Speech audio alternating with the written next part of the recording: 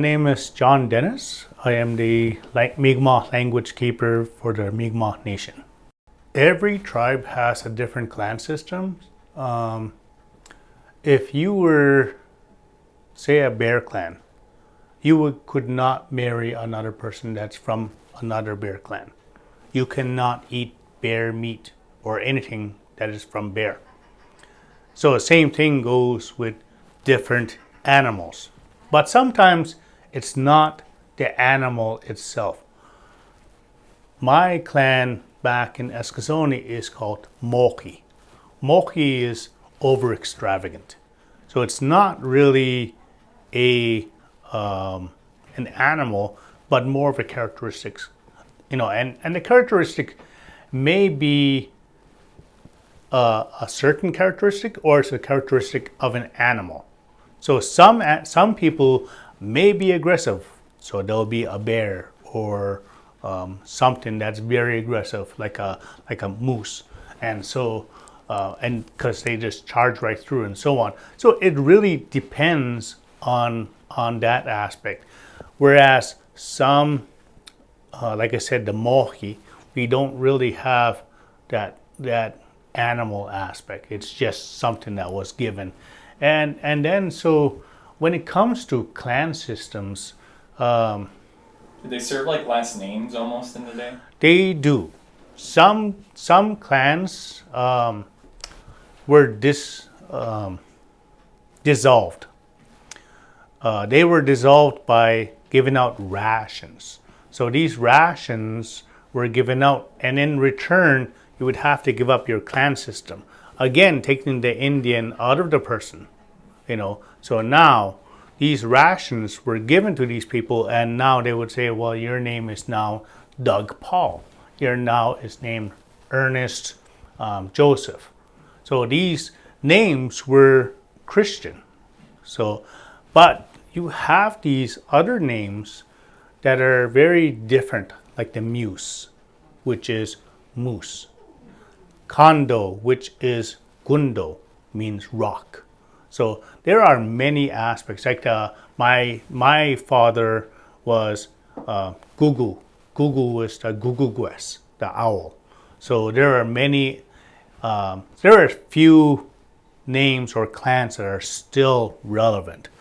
But when I was in Halifax, I had learned that a majority of the people back then, they clamored towards the Halifax area, and they were given these names in return for letting go of their clan names.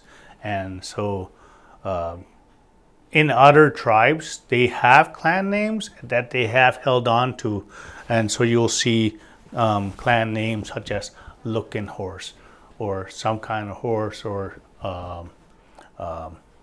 Flying Bird, Talking Bird. So, and it's in relation to their Indian names that they would have received many years ago. And so sometimes these names that they received as far as Indian names or clan names were given, and they were passed on. And the only names that were given afterwards were the Indian names, or some people would be called Waspu, for like a seal, because they can swim so well, or Mooin because they're so strong, it's a bear. So and so these names, they were known by these names, and I'm Mooin, I'm from the bear clan, or I'm Mooin, I'm from the eagle clan. And so that is how they would present themselves. And saying today, I am John, I am from the Dennis clan. It's like for you to say, I am Dale, I'm from the Winslow clan. And so that is how the clan system had worked. It was in relation to your last name or the family that you were associated with. A lot of some of the old lessons that were taught to us when we were kids was like, you don't go ruin your family name. Your family name is your word, right? So you wouldn't go disgrace your family, because you wouldn't want to say, hey, oh geez, look at those, that's a Peter Paul boy. And so you could ruin it for, how many other Peter Paul boys, that are around. So you want to make sure that, you're walking that straight and narrow path. And a lot of times in Native communities, that's what the law was. The law was, you don't disgrace your family. In Eskasoni, there's quite a few because Eskasoni, Shubi were the two, Shubinagadi and Nova Scotia were two of the centralization reservations that were enacted. And so from there, you had a lot of people that were clamored into these areas.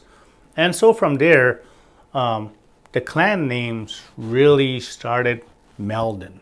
So some people, it was maybe a joke at some time or whatever, or they would take the name of something. Like there was one called Bemiet because this child was in a basket and was floating down the river. Bemiet, after that, referred to, it's a French word for Pierre Paul, and so it was Peter Paul. So there's a lot of those names because it was so similar to it and so on. I remember a few of them, they would get their names based on what time of the year they were born or whatever. So it's like, say like at Christmas, there are some Christmases, and so and it really it's very unique. There are some Knockwoods, Jadors, Marshalls. But in Eskasoni, you'll find that there's two Johnsons, two Marshalls, 3 Paul families, and so on. So it's very unique. And even like I remember one called Paulette. And in French, is poulet is for a chicken. So we call them Chigajon, which was the Rooster Clan.